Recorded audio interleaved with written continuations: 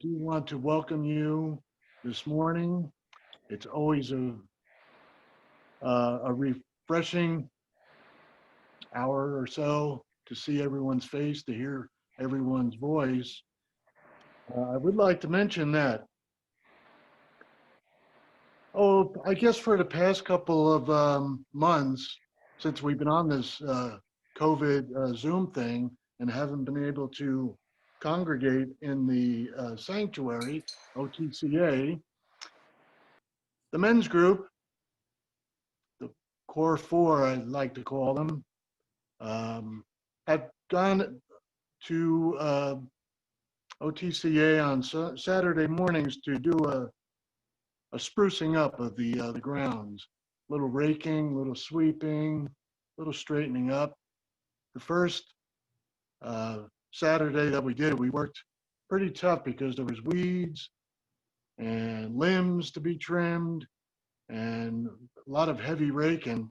But after that, we got together and maybe put in a half an hour of just not even breaking a sweat of sprucing up. And this past week, we've had to go into the sanctuary inside the building. William is having the floors done. He's retreating the floors and other things. And we had a small problem with cobwebs. So we went inside and cleaned those cobwebs, did a little dusting of the windowsills. Natalie was there with me. She cleaned the windowsills and we did a little sprucing up. But my point is, it was so good to go inside the building and feel its energy. And it reminded me that that building, our sanctuary, is like a member of the Center of Universal Light. And it was like greeting an old friend. And it had a great feeling, the energy that was inside. Even if we were there, Natalie and I were in there for maybe 15 minutes or so. So what I'm trying to say is next Saturday, I was going to ask the men at the men's group if they can meet again, 8 o'clock Saturday morning, and do a little sprucing up around the building. But I'm going to open this Saturday to anyone who wants to just drop by and volunteer. Many hands make light work. It won't take up your whole morning. It's good to be together to see everyone that shows up and to tend to our old friend, the OTCA building. So I invite you this coming Saturday at 8 o'clock to stop by, and we'll find something to do, a little dusting, a little straightening up, just something to pitch in and keep on top of things, because it's important. And I just wanted to let everyone know that. Before I introduce Stephen, I have a thought of the day, because I saw Dito and I talk about his workshop and food and such things like that. And I wanted to tell him that I missed the days when bread was good for you and no one knew what kale was. What? Okay, the thought of the day. Stephen, take it away. You're well on your way to becoming an alkaline individual, Larry. Have that on good authority. Good morning, and Larry. Thanks for your comments. I think all of us, but as you spoke, and I've noticed familiar faces across the board this morning. I'm pretty sure just about all of you have been in the building, the Old Town Center, and not just what we've done there, but just the whole ambiance, the energy of that building has been so important, and important for us at our Center of Universal Light in Cottonwood, Arizona, planet Earth, because we're not all in Arizona. Greetings to Tony and Marcia on our Michigan campus, and then we got Carol and Ben and Lucy, the cattle dog, out there Encinitas. And by the way, Lucy is not just a catalog, it's a paddle dog. If you've ever seen this dog in action, just an adventurous little creature. So, hi, Carol. Got some announcements for us. Thank you to Larry again. Larry, Natalie, Linda L., Steve London, and Julie for their help in removing the cobwebs and moving the chairs in preparation for the refinishing of the center's floors. And obviously still a little more work to do. Open invitation for next Saturday to do a little more and get this house in order. And we also have Monday, 11 a.m. with Ito y Coquita coming to us live from Mexico with their your beautiful chair yoga and your presence and all your work that you do, both of you. You are so deeply appreciated in our community. Thank you. Tuesday, OMG, it is men's group and just open. Anybody, John, Tony, if you guys want to check in, come hang out with us. We'll see what happens with the man behind the scenes in Center of Universal Light. We do have our secrets, but I think women know what they are anyway. Tuesday, 6:30 p.m. This is ongoing with Roxana Dragmuir, and it's Studio B, Change Your Story, Change Your Life. So it'll be every Tuesday, 6:30 p.m. for a while. Wednesday, 6 p.m. Our drum circle is canceled this week due to excessive heat. Oh, by the way, Larry, when I moved out here June 26, 1990 for my mom, it was 114 in Cottonwood. So this ain't nothing but a thing. Wow. Ain't no thing. 1990, Stephen. But you can have it. I live over in the village now, so we'll keep it under 108 if we can do that. At any rate, we won't be doing the drum circle. Karen in Garrison Park. You can contact Karen. I'm blocking my mic here, my camera. Contact Karen at, Karen, would you please, for Kimberly, put your email address up while I get my mail off of my screen. Thank you. The Mighty Mac decided my priorities this morning. And also Wednesday, Sister Circle was going to be 6 to 8 p.m. That's going to be online.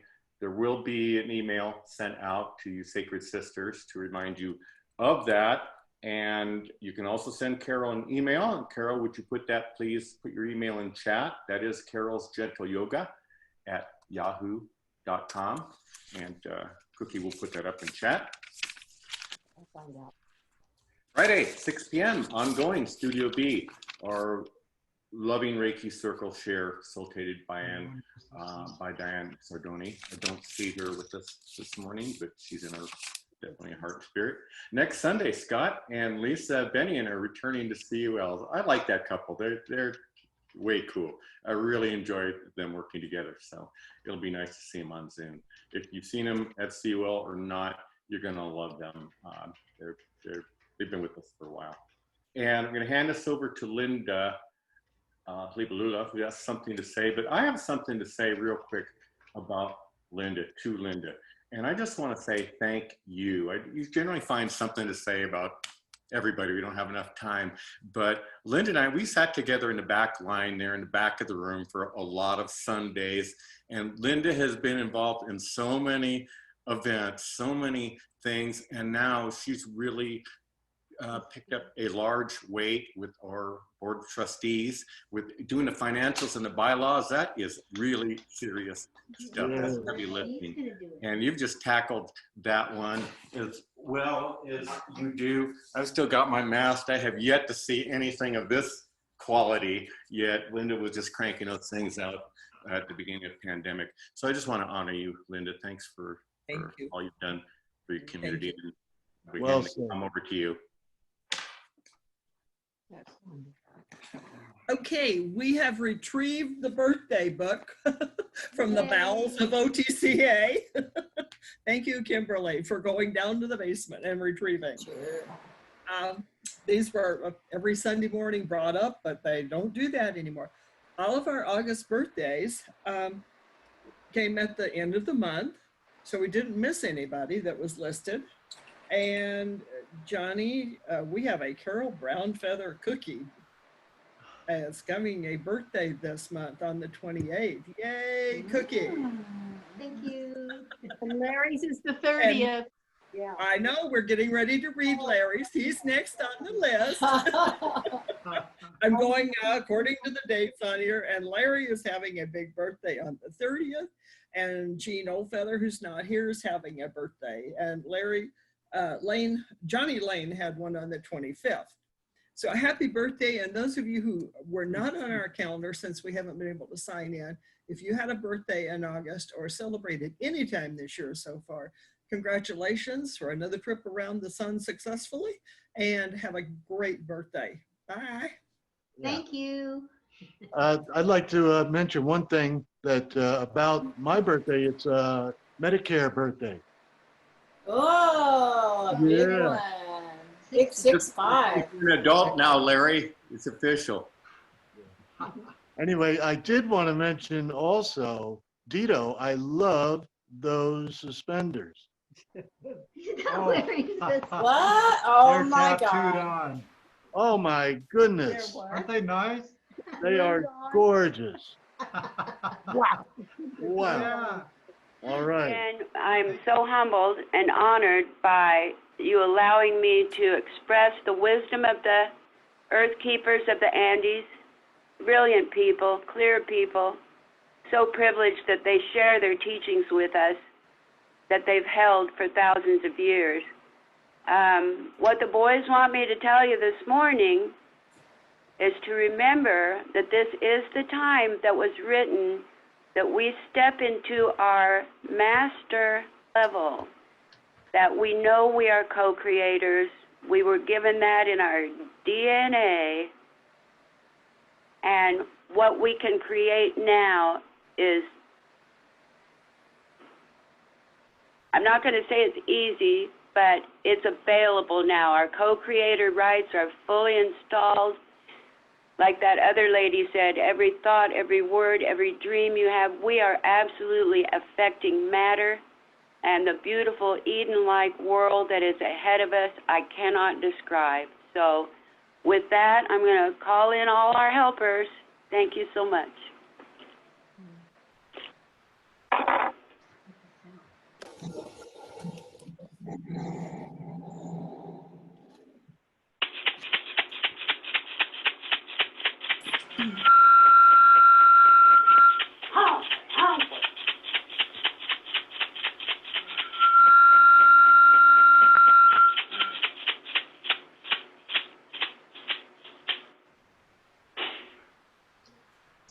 The winds of the south, Sachamama, great serpent, wrap your coils of light around this medicine space today as we do this important work.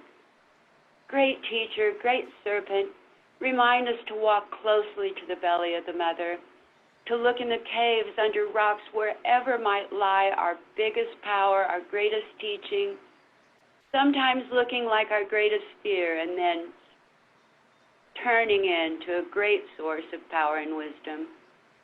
Great teacher, we know you shed your skin.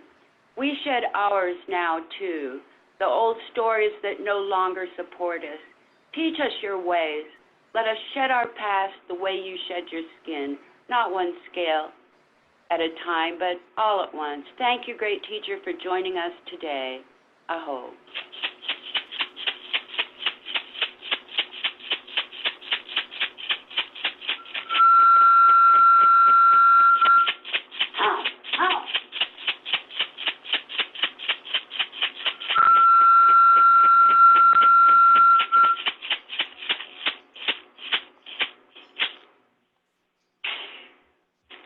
To the winds of the west, O Tarango, mother, sister, jaguar, you who bring the rich, moist, feminine ways of the jungle, the green, growing things, thank you for joining our gathering today as we too learn how to walk the rainbow bridge between the worlds, between the dimensions, as impeccably as you do. Dear sister, we know you've seen the birth and death of galaxies. You imbue us with that wisdom and grace now. Help us track for any heavy energies that might still live in our field, in our bodies. Help us chew those up and transmute them into light energy that we can use. Great cat, Great teacher, thank you for coming today. Aho.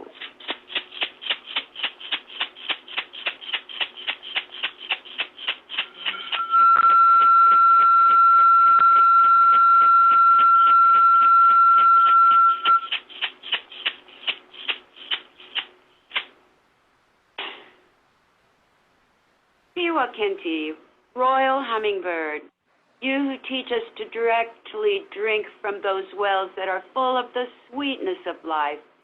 We see you gathering now for your great migration, your epic journey, and we thank you for inspiring us to take our own. Ancestors, you who whisper to us in the wind, through the stars, in the trees, from the dirt, we so humbly thank you for holding the teachings so sweetly that we could hear them now. Thank you for gathering at this extraordinary group of people and all those who are hearing us, whether in their ears or in their hearts. Thank you for coming today. Aho.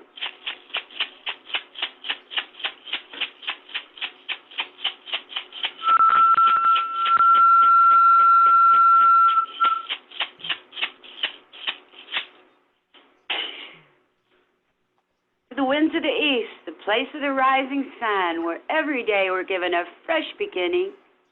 Hatun eagle, Hatun condor, lift us up on your giant wings that we too can see those pristine snow-capped mountains and we can at last dream our undreamed dreams. Lift us up high to give us the great vision of the big picture.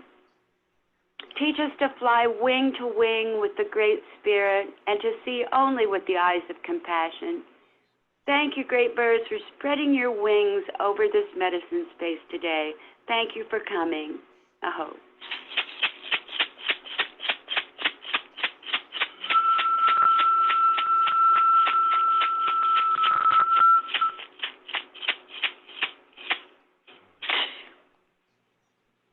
Pachamama, Pachamamita, dear Mother Earth, we sing this song to you today. You sing it back to us. Our hearts coming into resonance now. Forgive us if we walk upon you unconsciously. We do not mean to do so, for we know everything we need for the journey has come from your breath. And we thank you for allowing us to go through this transition upon you. We know you go through yours too. Dear Mother, we thank you for everything, the fin, the bird, the four-legged, the creepy crawlies, all our relations. Dear Mother, thank you for supporting us. Aho.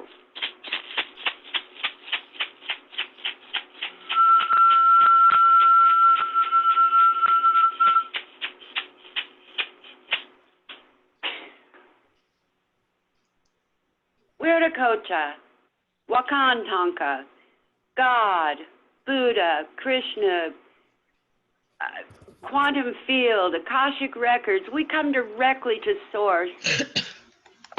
We thank you for your wisdom that shines down on us so that we can hear. All the benevolent Star Nation brothers and sisters shining down on us, and we know you're there in the day as well as the night. Grandmother Moon with your silvery feminine light at night, a perfect reflection of our Father the Sun. Thank you for shining down on this medicine space today as we do this important work. And thank you, as always, for allowing us to sing this song of life for one more day.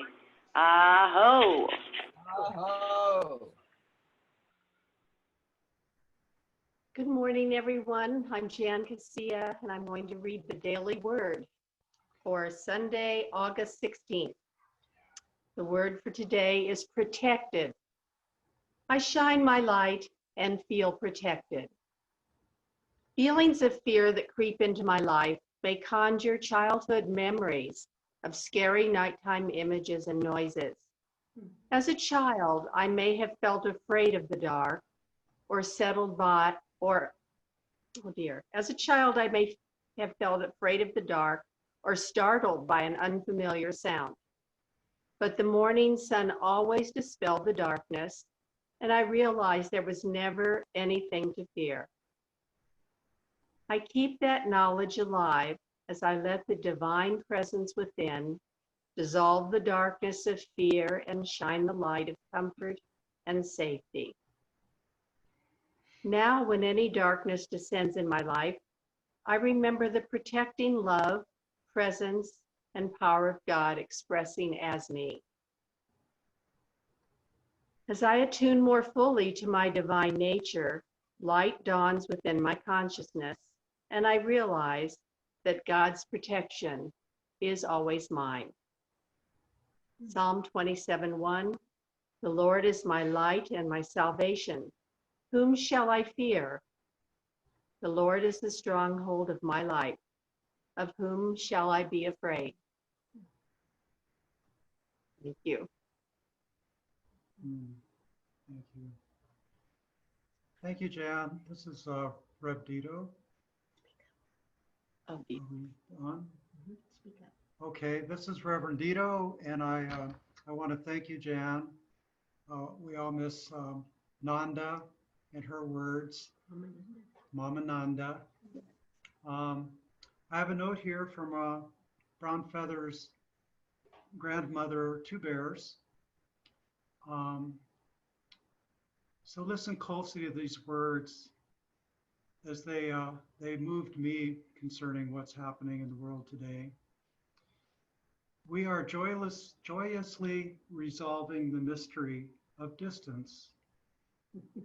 Our friendships are circling the globe. Our concepts are becoming inclusive. And our personal perceptions are gathering new language. It is an excellent time to forgive old issues, hurt feelings, bitterness, and trifling misunderstandings. All of us are in one circle, one earth, and every tiny particle of life form has value. It is our mission to honor and respect ourselves and all others. Let the simplicity of compassion begin within and orbit the earth. It is up to us to considerately shoot from the hip with dignity. Two Bears. Thank you.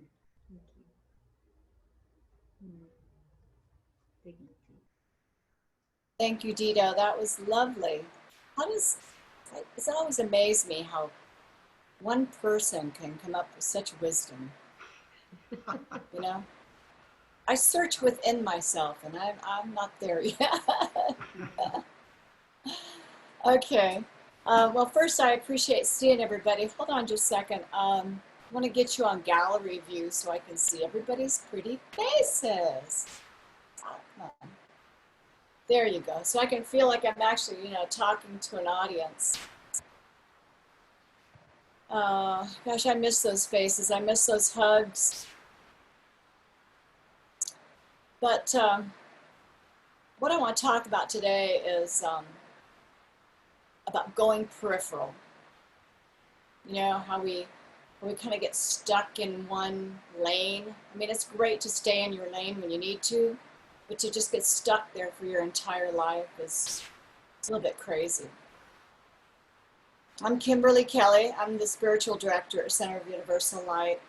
And recently I looked back over the past few years and I smiled and I had to wonder, how did I get from there to here? You know, what did I do differently? What did I do different in my life to create this incredible experience I have right now at CUL? If anybody has an idea, just shout it right out. But so I wanted to go back and see exactly what I did so I could deliberately create more of it, because it wasn't always this way. And I think that's true for a lot of people.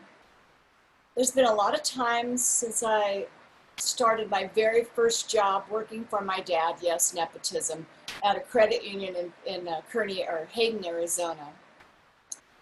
But even there, my first job to pretty much my last actual job working for somebody else, I never felt like I fit in anywhere.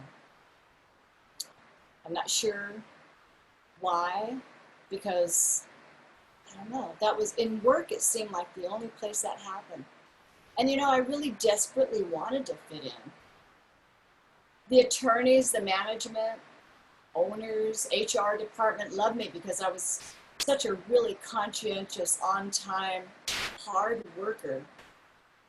And I think I was just trying to fill something up in my life that I was lacking. So that way I got kudos, I got positive feedback, and well, you know the drill. So I told myself stories. I didn't exactly lie to myself, but I told myself stories to just justify what I can look back now and see as odd behavior in a lot of social situations too. So I tell myself actually that I prefer working alone, that doing my own thing, I didn't need anybody else. I was this lone she-wolf forging her way through the world, and I just didn't want to be one of the girls. That's what I told myself. And I used to think I just enjoyed reinventing myself, but the truth is, what I was reinventing myself to do was to try to fit in somewhere. So because of this, my office relationships just became too stressful for me. And so what did I do back then? I ran away. And that's why later in life, I got more involved in freelancing and working for myself. A pattern that definitely continued for a long time. But now I'm looking back with a critical eye on my life, and I see the problem wasn't with them, you think? I'm sure y'all figured out it was me. It was my insecurity, my inability to communicate, my own internal dialogue. What was I telling myself? And so you can see all those things begin with in, I-N. They were inside of me. So I just couldn't see beyond my perceived limitations at that point because I was viewing life with tunnel vision. I didn't know where I was going. I couldn't see anything outside of myself because I was so insecure, unable to communicate, all those things. I was within myself. So in a lot of my talks, I've referenced Cottonwood being a place, a real pivotal point in my life. But right now, here today, talking between us, I want you to understand that that is not merely a story I tell to give messages. It was a real and visceral point of transformation for me that becomes clearer and even more powerful with every day. In fact, these last few months have been quite possibly the most cathartic of my entire life. All good stuff, some sad stuff, mostly good stuff.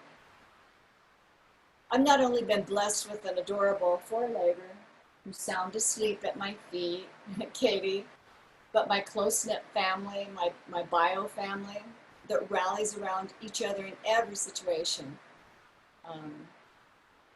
With 3 areas of work I like the OTCA, CUL, and my own work that I do. And so now, with all these friends inside and outside of CUL, I actually feel like I have a place where I fit in. You know how good that feels? And you know, the last couple of months, since March, I've had so much time to rediscover those areas of my life that I'd never understood. But looking back, I see the moment I stepped out of my tunnel vision. It was that moment. The scope of CUL started taking form in my mind. That was the very first time. And that was probably before, well, just after it started. But I saw a bigger picture, a wider view of CUL for all of us, even though I was laughed at and told, well, let's just get this one thing going first. I don't like to stop at one thing going first. I like to see the big picture and then backtrack.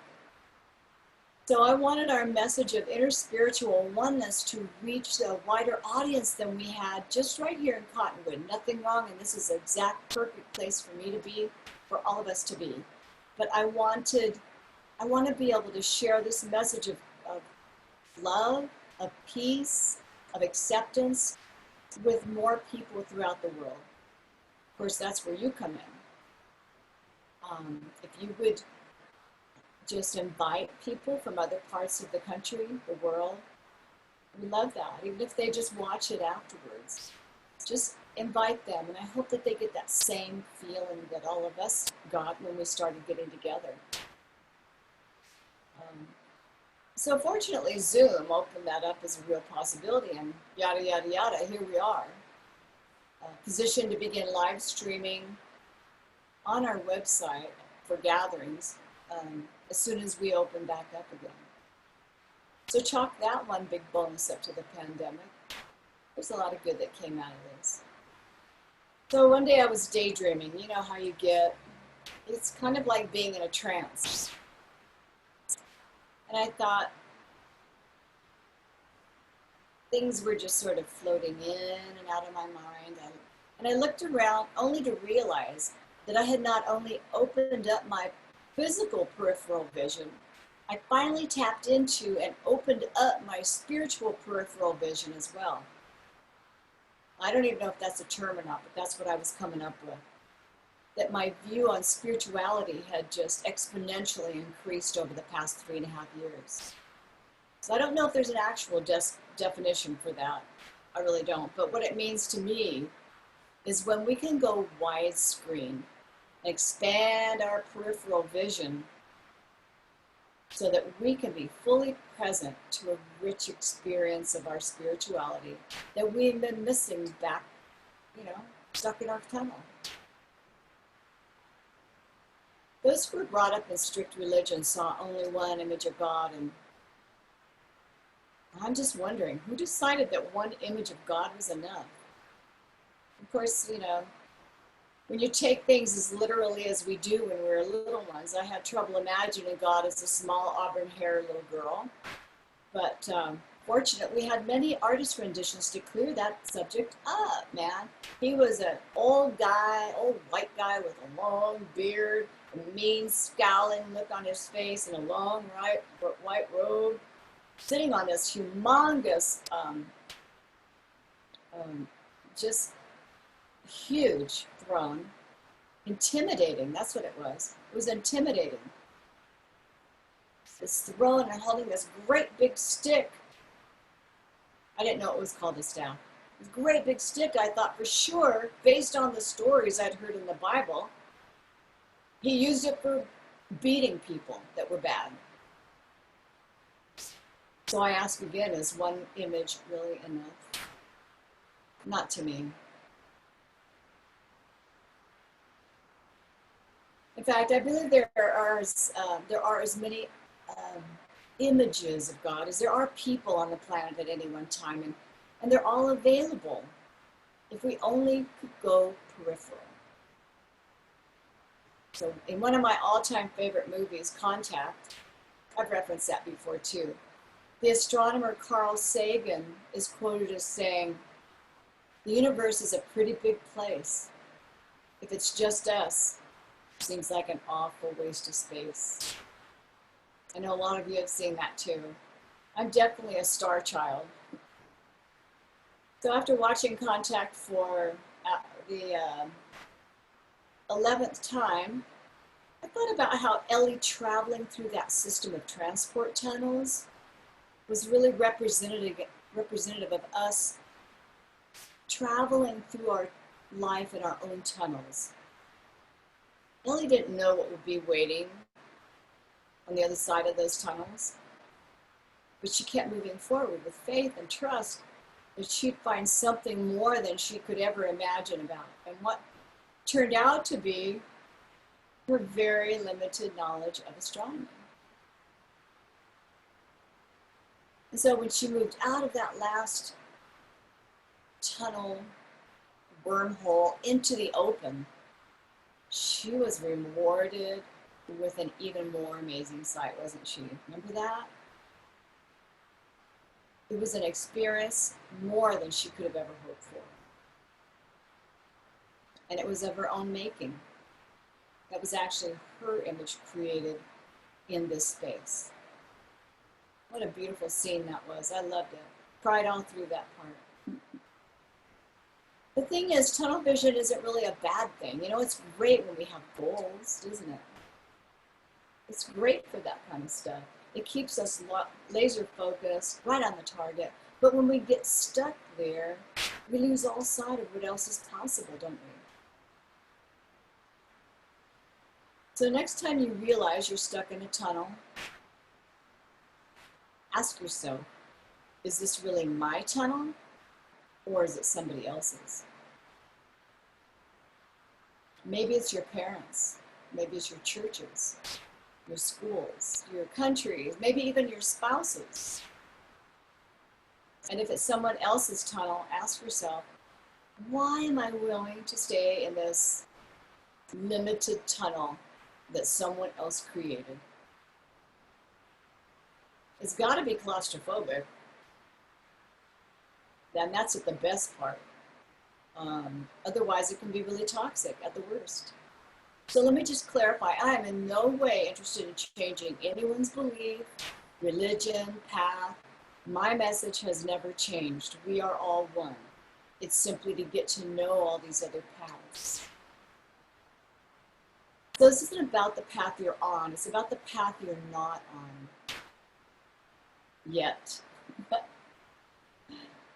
This is about expanding your vision of life, of God, Source. Moreover, it's simply to encourage you to be present and to allow your field of vision to expand beyond what you know to see in order to be able to see what else there is in the world. I have never felt so much a part of a community and so sure of where I belong. And most importantly, I've never been more sure of my purpose, where once there was none. Ultimately, moving out of the tunnel is about finding clarity. Even if it feels terrifying, isn't it? At least it's real and it's yours. And when you take the time to go peripheral, and when you use your spiritual peripheral vision, you can see so many more possibilities. You see the truth in people. You see the truth in yourself and your little magic mirror and of the universe. You see so much more. And most importantly, you see just how you fit in. So I want to challenge you today to step out of your tunnel. Just adjust your eyes to the brightness, shake off the dust, go peripheral, be present to your current and desired reality and all the blessings that await you. With love and blessings forever and ever, I'm Kimberly Kelley.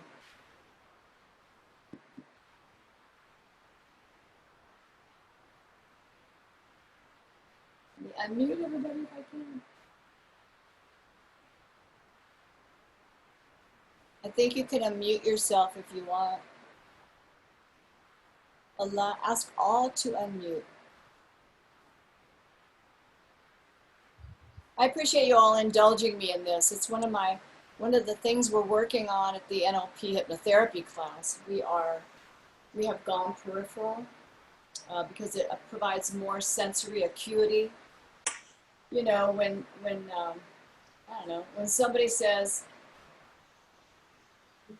tells me, hey, I gotta go, I say, okay. I've learned not to start another story when they're trying to leave my apartment, you know. I used to do that.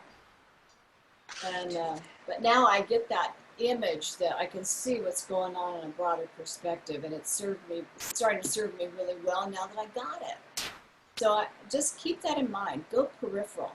And you can even practice it because it's not only physical, it's spiritual. Just practice the physical part of it.